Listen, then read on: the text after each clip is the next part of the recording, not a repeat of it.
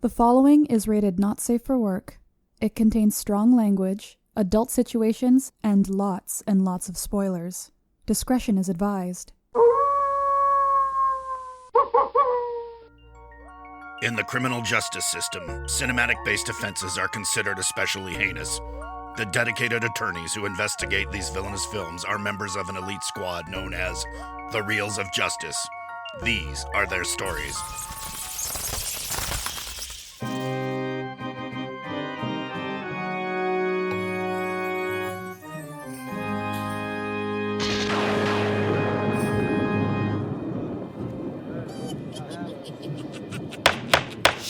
Order, please, order. The Reels of Justice is now in session. Judge Big Ben Haslar are presiding. All eyes for the Honorable Judge Haslar. Be seated. Welcome to the Reels of Justice. Hell on Reels. Today we're hearing the case of The People versus Phenomena, a 1985 horror movie about a girl with strange mental powers that may just be the key to stopping a local serial killer. For those of you unfamiliar with our spooky court proceedings, we are to determine if this film is guilty of the sin of being a bad movie. If so, it shall be cast for all eternity into the fiery pits of movie hell, upon which this courthouse just so happens to be built.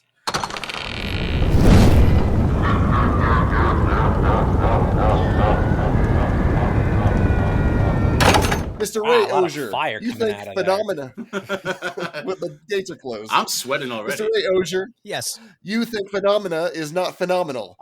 Please present your opening statement. All right, let me just present the fact that it's hard to prosecute this particular movie because I love John Travolta so much, and hold on, wrong movie. Okay, that's Phenomenon. So I'm glad I don't have to go against that. That was great. This movie here. No, you would have lost. You're right. As far as horror movies go, we're all in the mood, right? Tis the season. It's October. Halloween is coming up, and we're all looking for funny, scary things to watch. And unfortunately, this was funny. It was a little too funny, and not in the funny sense that Scream was funny. And April Fool's Day had a lot of gags in it. This was unintentionally funny, which I think takes it out of the category of a good horror movie. And there's plenty of points to be made as we discuss this movie. But I would submit to the jury that this should be taken off any genre list, any ranker list, as far as movies that go down as the scariest of all time, the most horrific of all time. I know the director is a legend, but I think he was just about done before this movie came out, before he decided to make it. And this is a sad goodbye or a sad, slow farewell for Mr. Argento. That is my case. Thank you, Mr. Auger. Mr. Rodriguez is appearing on behalf of the defense. Why don't you present your opening statement? Where's his nickname? Because you typed it weird. It's your fault. That's Schlenzo's 2 for 2 or 0 for 2 already today. What? What do you mean? I didn't type it weird. What is going on with you guys today?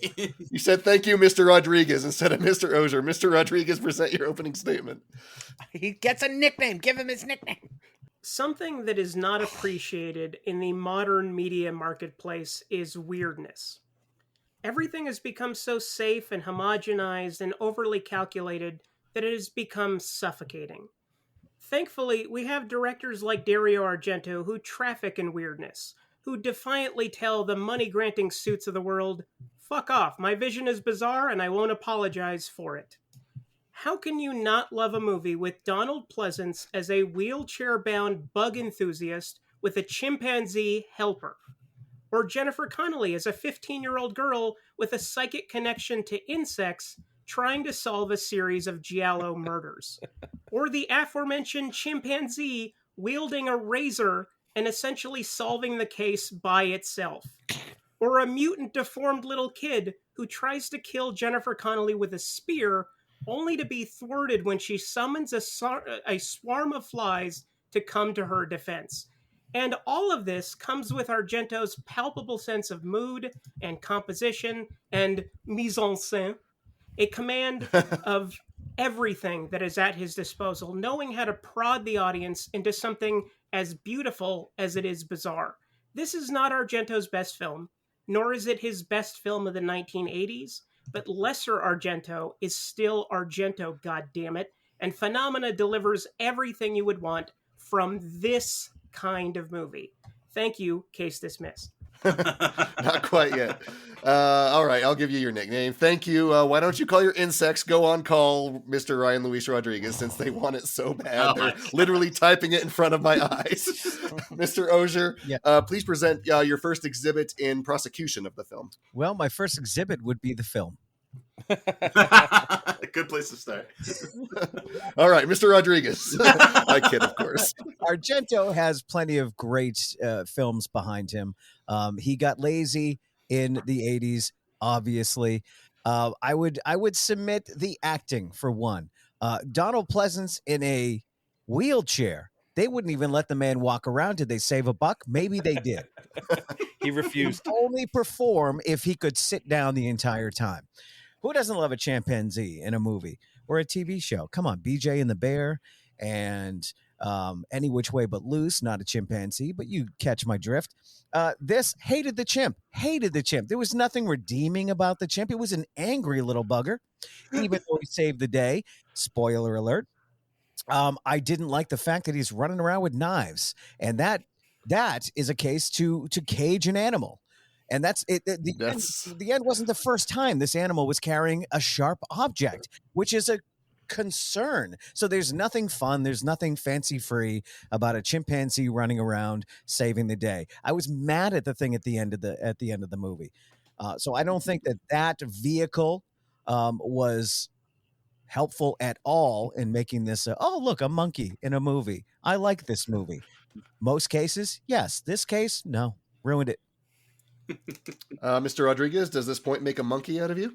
Wait a second. Not liking the monkey holding a razor sinks this movie and makes it unlikable? It's a monkey holding a straight razor. That is adorable. What are you talking about? As for not rooting for the monkey, it's a fucking monkey. He's not the protagonist of the movie, although he is kind of the protagonist when he solves the murder. But hey, let's get that out of the way.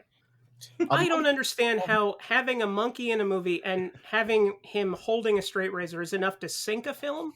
I would actually argue that makes it a much better film. As for Donald Pleasance sitting down, that's probably because he requested to. And when you have Donald Pleasance in your movie, if he tells you, I want to sit down and I want someone to roll me around, preferably a chimp, monkey. You do that.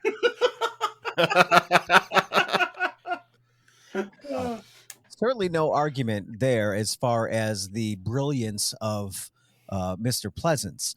I see a totally different movie where he's being a little too he's not helping. He's not agreeing to the part that he probably was reading for at the time. I see a lot of demands. This is all speculation, of course. I'll say that. But I see a lot of demands where it ended with, I'll sit down to do this dumb goddamn movie. To be fair, that's how he approached every single movie Donald Pleasance ever made. I won't stand for this movie. Even Halloween? Even Halloween. I guarantee you he was drunk 85% of the time. Okay. Mr. Auger, did you have another exhibit?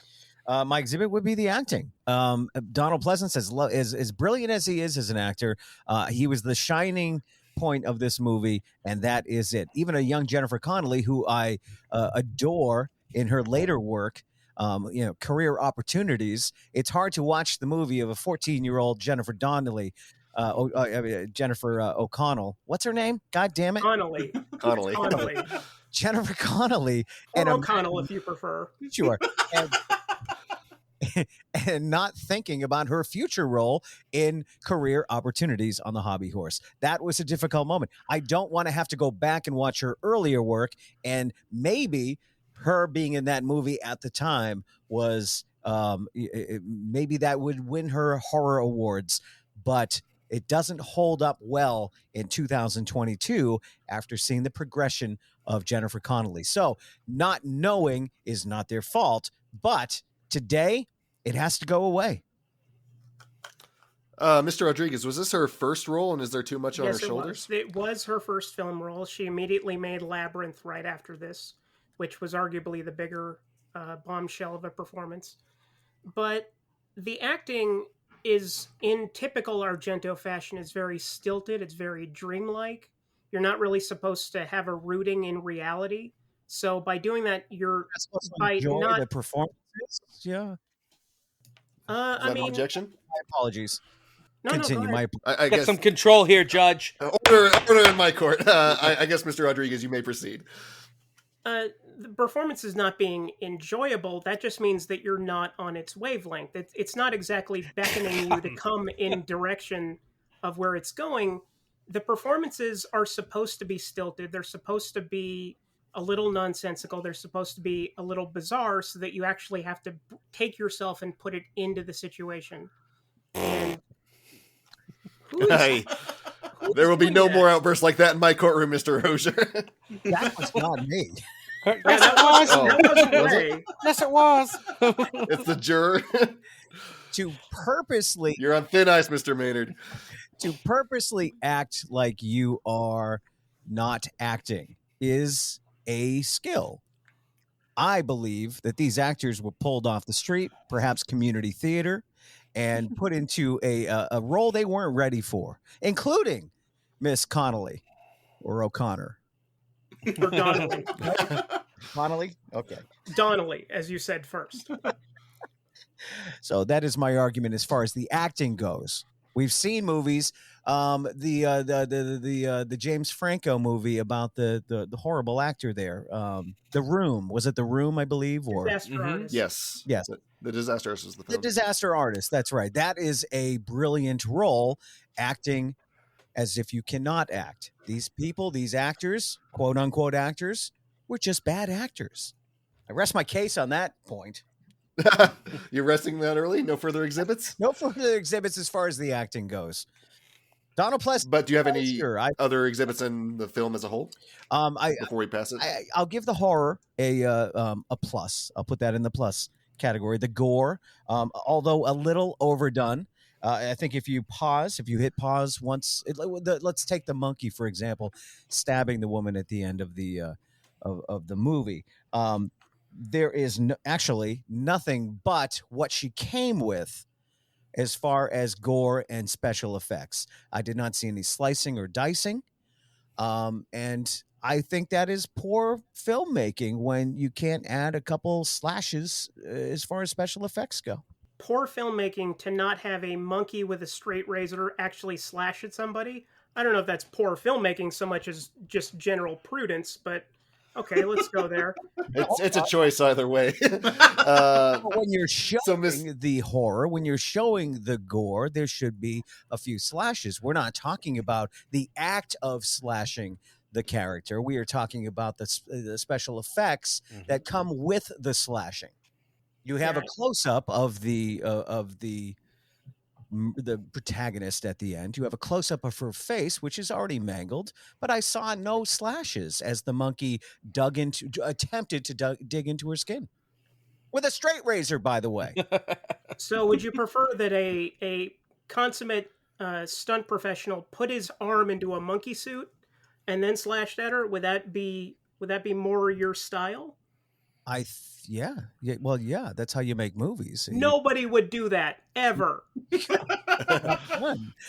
That's why you're not in the biz, Mr. Rodriguez. You got to do what it takes. I'd like to see some more Tom Savino special effects on something like this. Maybe somebody in the back with a tube pumping the blood through. Mr. Auger, did you have any further exhibits in prosecution of the entire film, or would you like to pass it to the defense? Well, let me think here. I mean, you may still rebut his points. Can I say that how much I loved the music, the soundtrack? We saw some. You are on prosecution, but yes, you may say it. I assume it's sarcasm. Oh, I see. My sarcasm detector is off at the moment. I think they were overused a bit. I think every once in a while a loud metal song just coming out of nowhere was a little jarring. Perhaps that was to throw us off. I understand the intent of that, but at certain points where it could have been a little bit more dramatic, we got a little Motorhead in our system, which wasn't always called for, I think. Yeah, Mr. Rodriguez, I personally did find the music was kind of over things as well. Do you have any points in defense of that and rebuttal? I do, but I'm going to save that for one of my later exhibits. Ooh, the suspense. Then I rest. Very well. Mr. Rodriguez, you may present your first exhibit. Thank you, Your Honor. If Argento is known for anything, it's his command of the cinematic elements. He knows precisely where to place the camera in any given scene to achieve the maximum impact from the audience. He relies typically on bold, saturated colors to achieve something that is practically transcendent. But in Phenomena, he reins himself in a rare turn of effects, and it doesn't impact the ultimate effect. The colors are muted and the palette is simplified, possibly because Argento understood that the inherent weirdness of his story ultimately stood on its own 2 feet. But just because the color is not typical of Argento, it doesn't mean that he's muted in every sense of the word.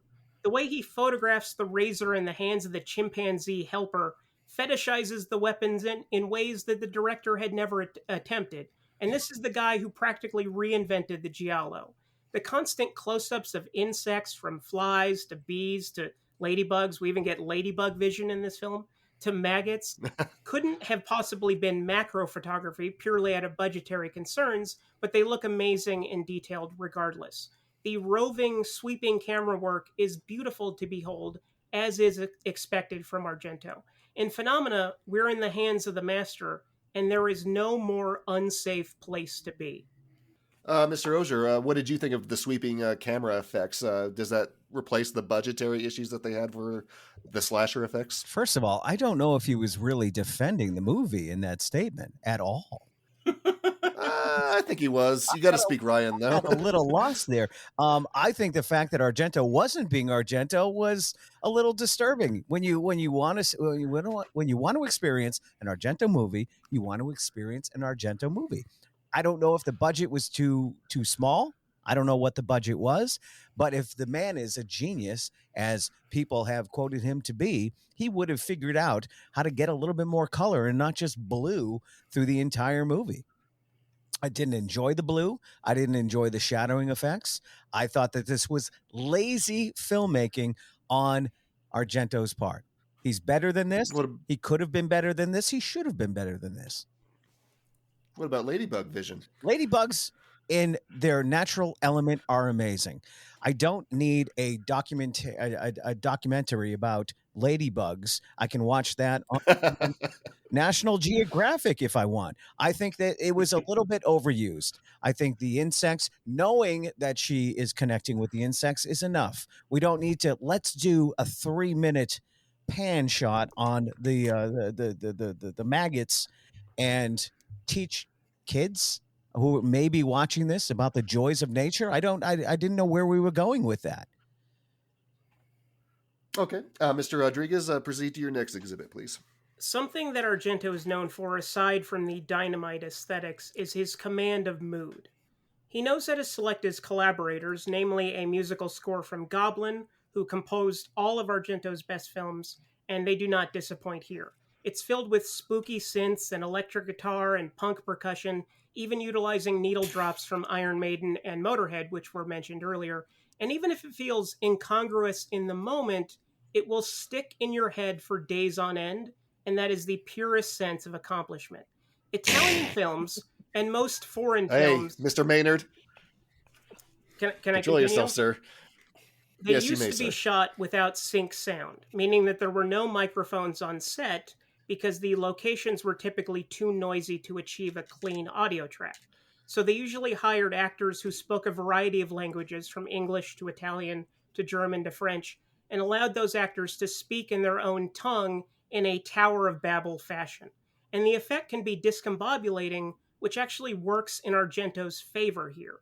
This allows the director to tinker with sound design in post-production, and Argento is no stranger to the technique.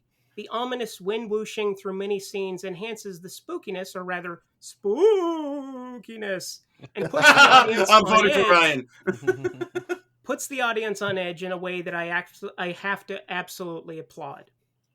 Mr. Auger, do you have any rebuttal to the sound design in this film? The sound design was the sound design. I have a subscription to a sound catalog that's $4.99 a month, and back then it was probably 99 cents a month. Maybe That's not how inflation works, sir. that's not how it works. So the sound itself seemed very rigid and very clipped and produced a bit poorly. Yes, the wind is whooshing. We know that. Does it need to be so in your face? Does it have to be right in front of me? Can it be lingering in the background, slowly swirling to a dramatic effect? Everything was just punched in the face. As far as the music goes, we're coming up on the MTV generation here, and I think it was a choice of Argento to put metal music that all the kids were listening to at the time to sell movie tickets, and not enough horror for the horror fans to appreciate a movie like this. He was selling out when it came to the soundtrack. He was underselling out, if that's a phrase. It's not. It's not. No, it is now. It is now. It is now. Underselling out to the folks who appreciate a movie with tense sound effects, tense dialogue, and tense let's take John Carpenter, for example, with his soundtrack to Halloween. Very simplistic, not much to it. It stays with us for the rest of our lives. I don't want to be jarred when I go to an Argento movie. It's not what I expect. This one, I had to turn the volume down on my TV. Wait, Ooh, you don't want to be that is a jarred cinematic watching an crime. Argento movie? Why are you watching Argento movies then? I don't want to be jarred by the music, sir. We were discussing the music, the sound effects. That is not what I expect to be jarred by with an Argento movie. So it's doing something unexpected. That's good. Anyway, I'll move on. The typical giallo is a slasher. Someone never seen picking off victims one by one, often in Argento's work wearing black gloves and wielding a knife or some other kind of murder weapon. There aren't really usually any supernatural elements, but Argento quickly became bored with obeying the rules, resulting in a phantasmagorical stunner like Suspiria. Phenomena is like Suspiria merged with Deep Red, presenting a story that is equal parts giallo and dream logic, where nightmares and reality become intertwined. Even though we have a protagonist that can psychically conjure swarms of insects, let me repeat, we have a protagonist that can psychically conjure swarms of insects. Awesome. We have the black-gloved killer slashing people to ribbons, impaling a girl's head through her neck and out her mouth with a spear. It's that fascinating dichotomy that makes Phenomena something that must be witnessed to be believed. Something so odd and idiosyncratic and eccentric that it's almost impossible to not love, despite what Mr. Auger is saying. Did I mention the razor-wielding chimp? That deserves your affection on multiple levels. I can only count one, but I assume that there's 2 or 3 in there somewhere. You've never seen anything like Phenomena before, and if you live to be 1,000 years old, and I hope that's not the case, you'd be falling to pieces, you will never see anything like it ever again. And on that, I rest. Thank you, Mr. Rodriguez. Both sides have rested their cases. The attorneys will now present their closing arguments. Mr. Auger, you may begin. Well, I would submit to the jury that there are far better horror movies to spend your time enjoying, sharing with friends and family and children. There are many other Argento movies that you might want to introduce to a young horror fan. This movie should be left on the shelf. This movie is dated. This movie is weak and sad and obviously shot in a week, maybe, with community players from a community theater company. Again, I would say that there are many other films to spend your money on. If you're watching this on a streaming service, come on, dig a little deeper. Dig a little deeper. You could find anything from Carpenter on Netflix, Hulu, if you just did a little bit more research. I understand you come across, excuse me? Actually, not the case. You can't find most of those movies streaming on Hulu, but keep He going. would know. And I did mention Netflix as well. Yeah, you can't find them there either. Can't find any horror movies on any of those platforms, sir? Please finish your closing statement, Mr. Rodriguez. No more outbursts from you, Mr. Rodriguez. I'm sorry. I'll be quiet. He's passionate. That's my final statement. I believe that there's better horror movies, and this one can be left in 1985. Is that right? My notes, my Yes. legal didn't give me the exact date here. Yes, 1985. This can be left in 1985. Thank you, Mr. Auger. Mr. Rodriguez, you may present your closing argument. Phenomena is not Argento's best film. I will concede that point. The Bird with the Crystal Plumage is stronger. It's closed. Hey, no. he had his time. Sorry. Bird with the Crystal Plumage is stronger, as is Deep Red and Suspiria and Inferno and Tenebrae. But Phenomena has elements and aesthetics that make all those aforementioned films so memorable and singular. Again, it's not hard to love a movie about a young girl with a psychic connection to insects, where that element of the story is one of the least wacky details in it. Mm-hmm. Even in 1985, Argento is teaching the rest of the world a thing or two, and even horror makers of today could learn to take a page from his book. Something this alternately beautiful and weird deserves our attention and acclaim. Admit it to yourself. You have never seen anything like this before, for good or for ill. And isn't that exciting? Having a cinematic experience that you have no possible context for? Seeing something that feels new, like an adventure? Something that looks as strong as anything else he made in the 1980s, coupled with story details that you cannot possibly fathom? I present to you, gentlemen, Phenomena. The pinnacle of strange, presented in a pretty package. That's a lot of P's. Thank you. Case dismissed. Not quite. We got to pass it to the members of the jury, which are Mr. Bangs, Mr. Dylan J. Schlender, and Mr. Big Ben Haslar, who have all heard the facts concerning this case, and it now is up to you to determine if the film is guilty of the sin of being a bad movie, and will therefore be condemned into the fiery depths of movie hell. The bailiff will escort you to the deliberation room to render your verdict. Did any of the Muppets make a song about this movie? Phenomena. But you said Muppets. I mean, is that really how he'd say it? That's what the bailiff gets in Scotland. He gets the Muppets. Are from the 2011 Muppet movie. Yeah, the Muppets. They're intellectually distinct. Intellectually distinct. Good. That's important. All right, everyone. Easily one of the strangest movies we've done on this show. Pretty redolent of the peanut butter solution, I think. But it's like the grown-up version of the peanut butter solution in a way. I disagree. Peanut butter solution's way weirder. And I don't know. There's a lot of weird stuff in this movie. And so I thought Ray did a good job of bringing up a lot of the really obvious glaring points, as far as the acting is pretty stilted. The action isn't particularly dynamic. It could have stood to have slightly better special effects, and the soundtrack is jarring. But Ryan came out, as he always does. He actually knew who Argento is, and he was able to explain his oeuvre and his thought process pretty well, which I think would convince anyone to at least give the movie a second look. Yeah. What are you thinking, Maynard? To kind of speak on the acting, and I think Ryan touched on the defense. I mean, did any of us watch it in Italian? The language that a majority of the actors would have actually been speaking, right? So, don't you think they would have? Jennifer Connelly, did she do it in Italian? No, no. Someone would have overdubbed her. But she's the lead. A lot of the student actors who I thought were some of the worst and most wooden were also all overdubbed, right? So that would have affected the performance.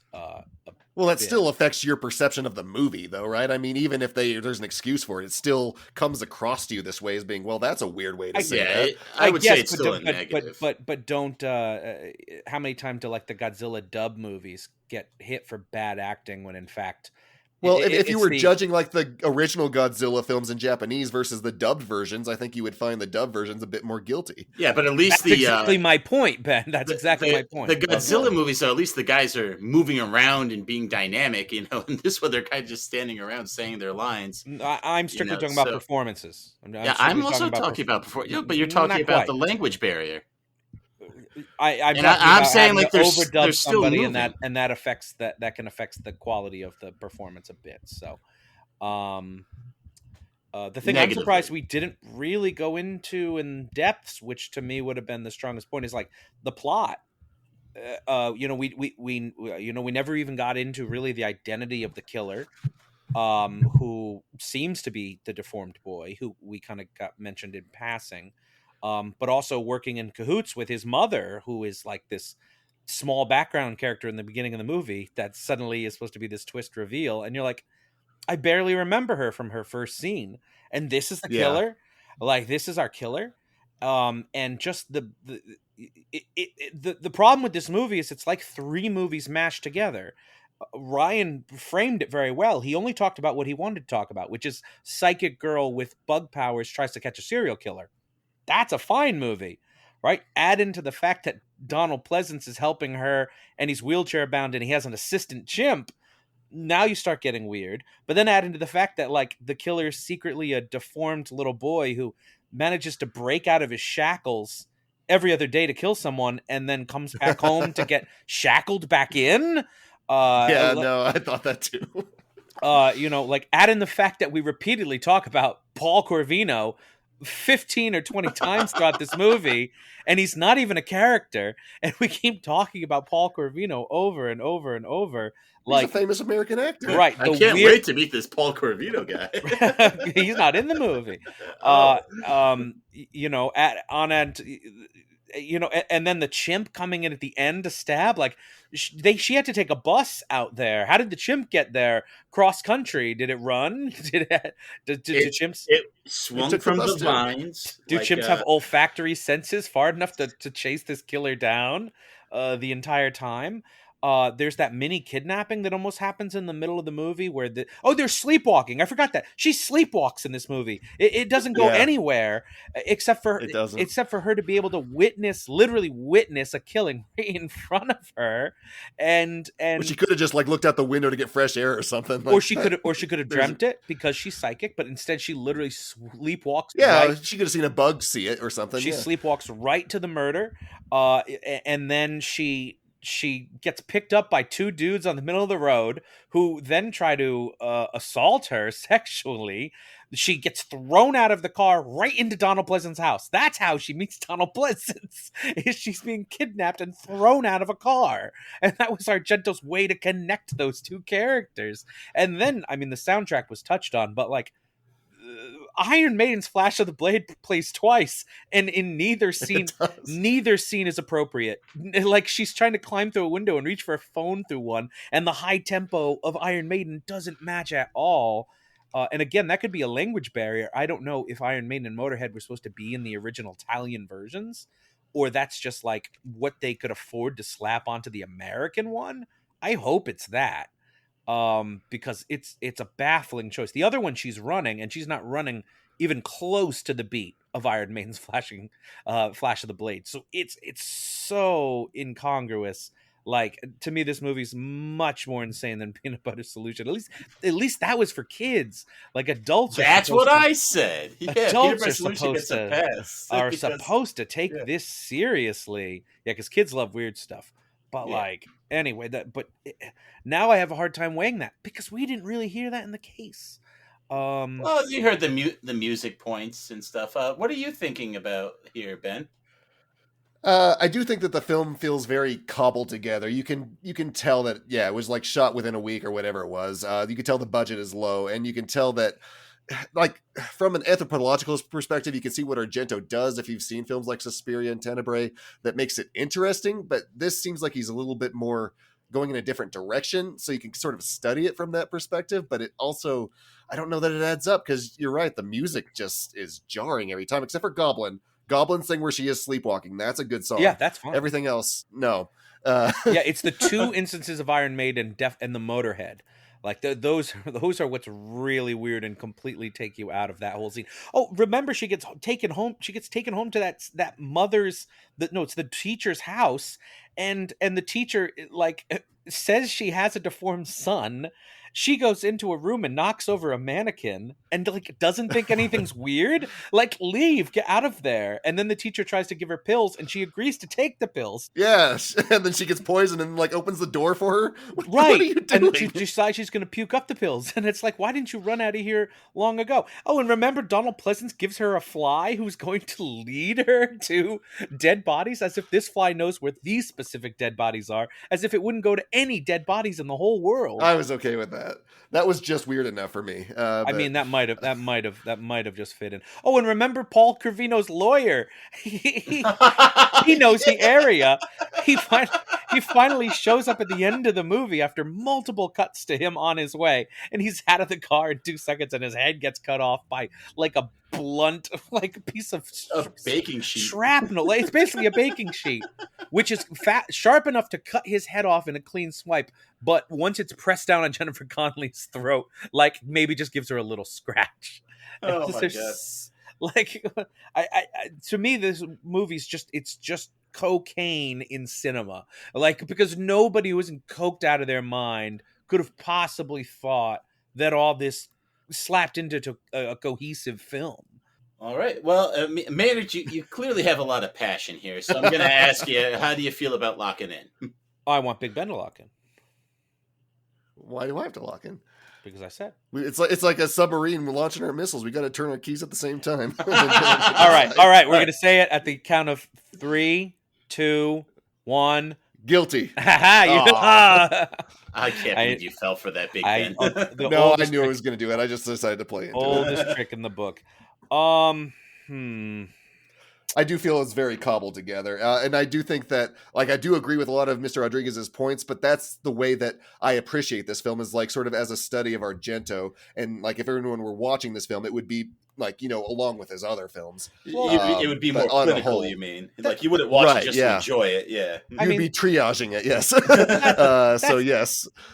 Like, it's technically not, like, you can still tell there's a good director at the helm. Can you? If his other movies are like this, no, I think you can. Director. It's very dreamlike. It's very interesting, but his resorces aren't there, clearly. Yeah, to me, it's the story that's insane. Of just like, there's like, and then we're gonna throw in this, like, in every other scene. It's like, and then this happens, and it's almost an ADHD film, right? Because like he has such a short interest in any one topic. Like, the sleepwalking is important for 10 minutes, and then it's gone.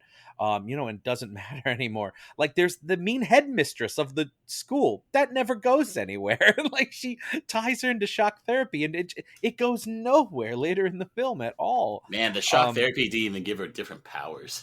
No. God, what the hell was this? I have this tough wrestling thing to do where it's like I have to decide between the movie and the case, because all of this I'm bringing up now. We didn't hear it in the case.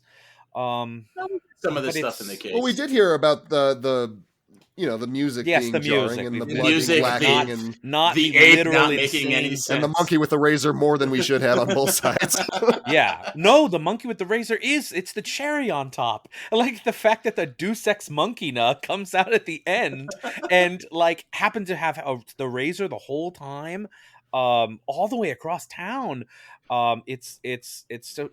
There's like a water fire thing where she's fighting that kid in the water and underwater in a lake, and he comes out into fire and burns. Like, it's so insane. You just forget that it all happens. You like block it all out, but the more you remember the movie, you're like, everything here's insane. So the point is, it's a really, really crazy, nonsensical film. I think it's a bad film, but I don't know if I heard the case prove it to me. And I'm always trying to be fair to that, but it's hard because, I mean, to me, the evidence it's there in hand that this thing is a mess. I think Argento's a good filmmaker. I think this is a bad movie, so I don't think I can, in conscience, not vote this guilty. So I got to vote guilty. Okay, well, very, very passionate, Maynard. And I think we did get enough in the case, and when you go back and listen to it, you'll be satisfied, because it is guilty. I appreciate what Ryan had to say, and I learned a lot about Argento today. But I suspected the post-trial. We're going to hear Ryan think this movie's guilty, too. So I mean, Let's get Demons is crazy, but it's still like it's not like this. all right. We're good. We're locked in. He Let's get out scratches there. his skin off of his face as the flies are ripping him apart. Maynard, Such a let's get out crazy there and movie. tell that very handsome judge. Mr. Foreman, have you reached a verdict? We have, Your Honor, in what can only be called a unanimous decision, in the case of the People versus Phenomena, we find the defendant guilty of being a bad movie. What? Oh my God, I'm so surprised. Ryan's gonna jump into the pit right with it. That's how passionate he is. Well, the verdict is so rendered. This movie really bugs this courtroom, apparently, so it shall be dumped into the fiery pits of movie hell. Opens the gates.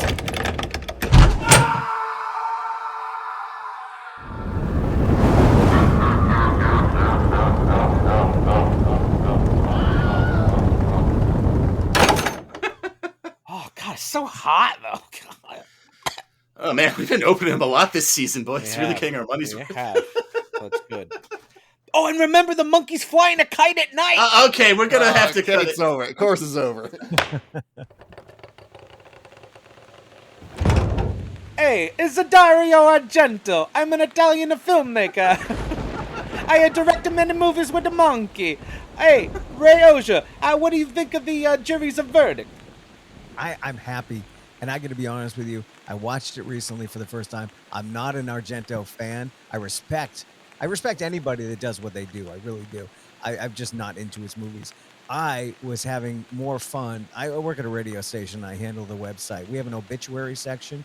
I was having more fun putting the obituaries on the website than I was watching this goddamn movie. Donna Plenson, he told me the same thing on set. Hey, Ryan Luis Rodriguez, a gooba gooba. Hey, you sweetheart, come over here now. What do you think of that jury's verdict? Mamma mia. I'm really amazed I lost, considering that one of the jurors was making fart noises the entire time I was talking, but wow, what a surprise. I lost the case. Oh, whoop-de-doo, if only I didn't say walking into this that I was going to lose the case. Oh no, whatever am I going to do? I'm going to go cry in the corner or whatever. Don't pull back the curtain too much or whatever. And now we're going to go back to the post-trial analysis out there in the studio. Argento out. You went a little too Sergio Leone at the end there. That may be true. That may be true. Yeah, I think this is just up there as one of the craziest movies I've ever seen. I had to let it out in the jury.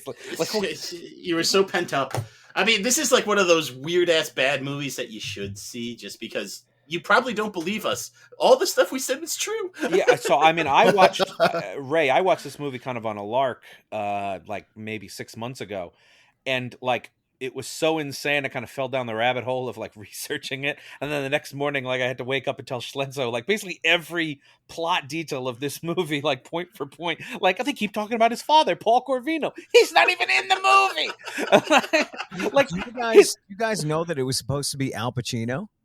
And he's supposed to be Paul Corvino, like in the movie, or no? They were going to show video clips and photographs, and Al Pacino said, "No, I don't want you telling a story about a daughter I actually don't have." That's fair, because I assume Al Pacino's daughter wouldn't take posters of him everywhere she went when she went to school and hang them all over her room. That's a good point. Yeah, who does that? Yeah, no, this movie has been itching at the back of Maynard's mind now for a long time, so I'm glad he was able to vent his spleen finally. Yeah. Anyway, one of you sold me on this doing this podcast with, "Oh, have you checked out this movie? It's a great movie. We're going to do this." And you were so positive about it. I'm watching the movie going, "I don't connect with these guys. These guys love this movie. I don't know what I'm doing here." I'm glad nobody liked it. I might love the movie, but it's bad and nonsensical. But yeah, it's bad in a good way. I get that. I totally get that. Yeah. I am curious where it fits for you, though, Ryan. This is on the lower end of the spectrum for me, but I enjoyed it. I have to tip my hat to something that is batshit insane and yet entirely itself. Like, this is not trying to be any other movie. It's just trying to be Phenomena. And I appreciate that. I'm not going to say it's a great movie, but I had fun with it. I guess if it was somebody else making the movie, I'd respect the badness of it. but because it was Argento, I expected more. That's all. I think that's a fair position. It was definitely coked out. But this is one for anyone who hasn't seen it. Listen, bring your friends over and put this on, and then just watch everyone's jaws drop, because that is what's going to happen, and you are going to laugh a ton. But that's probably not what they wanted. So Ray, what have you been up to lately? What's been keeping you busy? Well, we got New England Legends, the podcast.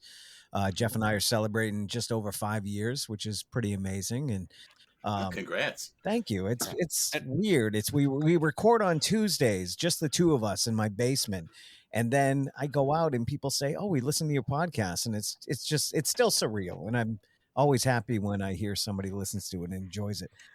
And for anyone who doesn't listen to it, just a quick synopsis of what you guys do. It's just basically New England legends, folklore, tales of the unknown and the unusual all around New England. Jeff's been an observer of that for years. He's a fantastic writer. So these episodes are about 12 minutes long, and then we take about 8-9 minutes to kind of talk about it in our own words. It's scripted. And it comes out once a week on Thursdays, and that's it. It's a fun listen. We add some sound effects and kind of make it a theater of the mind type thing. Oh, I'm sorry. No, we're actually on location back in like 8 years. Yeah. Just like we were just in the courthouse. It's we the were same thing, right? Yeah, the courthouse that's built on the gates of hell. You know that one. Yes. Yeah. You saw it. We just renovated. It's that's lovely. in New England. You could do an episode on it.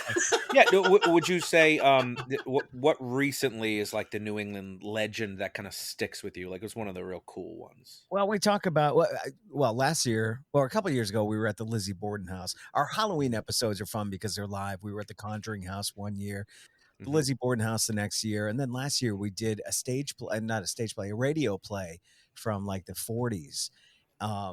That doesn't really represent the show overall. But we talk about ghost ships. There was a ghost ship up in Maine that we just discussed, and a haunted couch in New Hampshire with a vice president from yesteryear. And yeah, that's it. And unfortunately, I don't pay too much attention about the details because Jeff writes them all, and I just kind of like whatever. You just have the great voice. I'm just kind of there. Sure. It's kind of sad when you ask me to recall something. I just can't recall anything. So it's not just this. But we were in a haunted bar recently in Brooklyn. Oh, tell me about that real quick. That's how Schlenzo got the deets more than I did. Yeah, it was just this old bar in Brooklyn. The guy said he said it was haunted. He said like the lights would come on by themselves. He saw a man walk past in the room and call for him, and no one was there. And when Maynard was using the facilities, he swore he heard me and Big Ben the whole time. Like we were in the bar, but we were actually already outside. So I think the ghosts were tricky. The window was right there. Right, the window was right there. It was the ghost. I clearly heard these two idiots through the window, and they just didn't read. So what do you really think about Maynard? They were talking about me. They were talking about me, but it was very nice. Now, and Ray, you started another show too that you've got going on now. I mean, really quick, it's really new. We're 6 episodes in, and it's Don't Quit Your Day Job. I'm in a couple local cover bands, so it's a weird role, and it's a weird thing that we do. We work 9 to 5 jobs, quote unquote 9 to 5, and then we go out and we rock and roll all night and act like rock stars at a local bar, making like $50 a night. That's it. Nice. But we're dealing with management, we're dealing with bartenders, we're dealing with a drunk patron, and there's ups and there's downs. So each week I get to know somebody that's doing that. We talk about who they are, what they do, and then we go through like tips and advice and ups and downs of working in a local cover band. That's it. Nice. Okay, cool. What are your cover bands? Who do you cover? You cover the Eagles? You cover... We do actually. The Pub Kings, thepubkings.com. That's my current band right now. Before COVID, I was in like 3 or 4 bands, but I'm happy just doing one right now. We do songs from bands that anybody can sing along to at a brewery. That's it. So we do. Nice. That's it. We drink beer. We have fun. We entertain the crowd. They sing along to our songs. And that's it. And there's so many different types of cover bands and different, wants and needs. And that's what we go through with the show. We just hopefully the guests. Are the guests local musicians or all strictly cover band? Well, that's the thing. It's all cover bands. I mean, we Cover can talk about original music, but that is totally different. So I like the idea of performing other songs from people that made it famous and made millions of dollars, and we're only making like $50 a night. There's something really special about that when you're in two bands and one says, well, no, the other band plays that. We can't do that song. Well, we didn't write that song. It doesn't matter who did. Lionel Richie came up with that song years ago. Who cares who's doing it? Yeah, cover bands can't call dibs. Yeah, we do, and it's ridiculous. So there's a ridiculousness to the whole podcast as well. We expose a lot, and as far as I'm concerned, we're just out there drinking beer. Like I said, drinking beer, hanging out with people, and having a good time, playing some music. Hallelujah. Yeah, that's awesome. Don't quit your day job. Available wherever podcasts are. I imagine. That's it. Thank you so much. Stitcher and Spotify and Apple. I don't know if I'm in Stitcher yet, but yeah. Get on the Stitcher. You got to get on the Stitcher. Everyone. Well, as long as you have an RSS feed, people can plug it in themselves. So don't be lazy out there. Get the RSS feed, plug it in Stitcher, and you're good. There you go. As a podcaster, I'm so behind on where I should be. I'm on Apple Podcasts. I feel like a success. That's the most important one. It is. That's going to be like 90% of your listens. Yeah, you're missing on two. You're probably missing 2 listens off of Stitcher. There you go.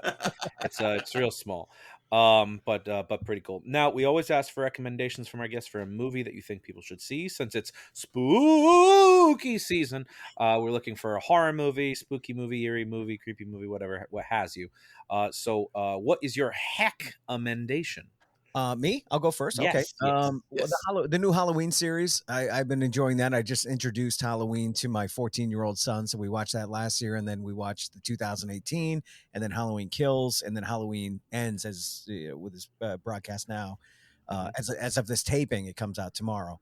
And so I would recommend that whole trilogy right there. But really, I would recommend Hell House LLC, which is a found footage movie. And it's one of the best I've ever seen. It's about a haunted house, the people that are putting it on, and there's a curse on the building that they're in. And I find it to be as realistic as probably going back to Blair Witch, which is one of the first. But this is actually more realistic than Blair Witch, I think. Loved it. Yeah, no, that is a good one. I've heard good things. That sounds great. It's on my list, for sure.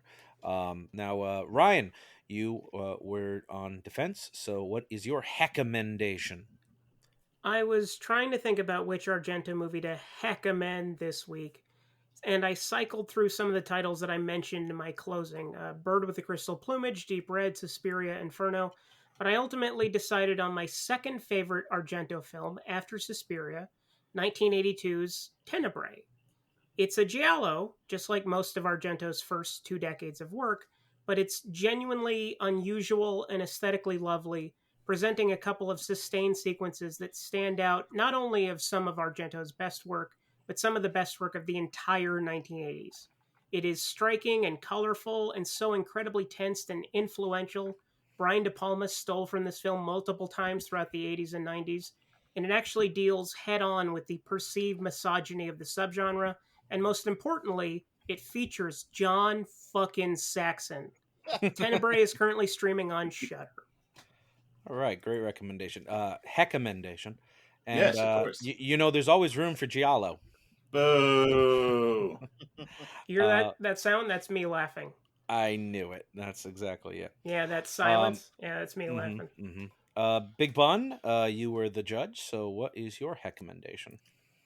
Ryan would go with Tenebrae, leaves me open to recommend Ryan and my favorite Argento film. It's probably not plagiarism if you're copying your own work, but for my recommendation, I'm going with Suspiria, which is directed by Dario Argento, features a young woman finding terror in an all-girl school run by a tyrannical headmistress, and has a kick-ass songs, I should say, by Goblin, and that would makes a great film. The first time I saw this film was on 35mm at the Alamo Drafthouse, and ever since then, every viewing has sort of paled in comparison, but don't let that, nor the wind-up toy bats they use in this film, deter you from watching this atmospheric masterpiece. The use of the color red always strikes me because the film feels like it's bleeding on the screen, and the soundtrack by Goblin is just so atmospheric and creepy. It might well be my favorite horror soundtrack of all time. It's one of those films like A Quiet Place where I think the atmosphere is the main ingredient. And if you don't watch this in a dark room with good sound, the experience will pale. Suspiria is streaming on Tubi. The ads will ruin this experience. Canopy, support your local libraries, or it's for rent on the Alamo streaming service, which isn't it sad that theaters feel like they have to get in the streaming game? That is sad. Now, Ray, here's two of the Argento heavy hitters. Have you seen either of these? No. See, No. not yet. See Suspiria. I haven't either. It's a little too artistic for a guy like me. There's wind up bats, Ray. I don't know. I don't know if that's better than the ladybugs. I don't know. I'll have to check it out. At least you got real ladybugs. Yeah. Or were they?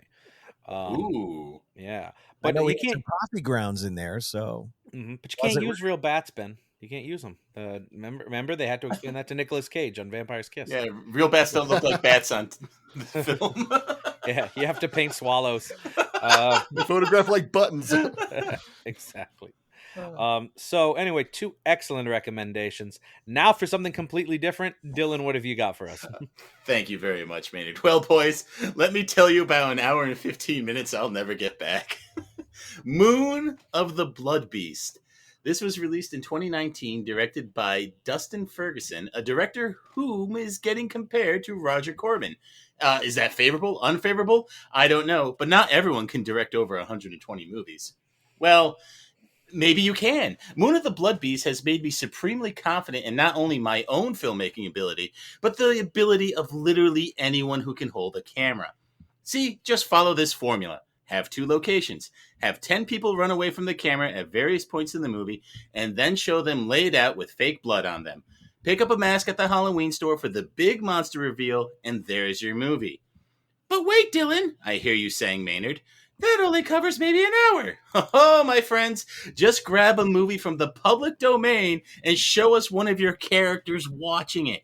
Yes, the best part of this film was watching a busty blonde watch Track of the Moon Beast, which was on Mystery Science Theater, if I'm not mistaken, and discussed by none other than Ryan Luis Rodriguez on an episode of his hit podcast, The Coolness Chronicles. Former podcast. I'm getting to that, which is now One Track Mind. So listen to that.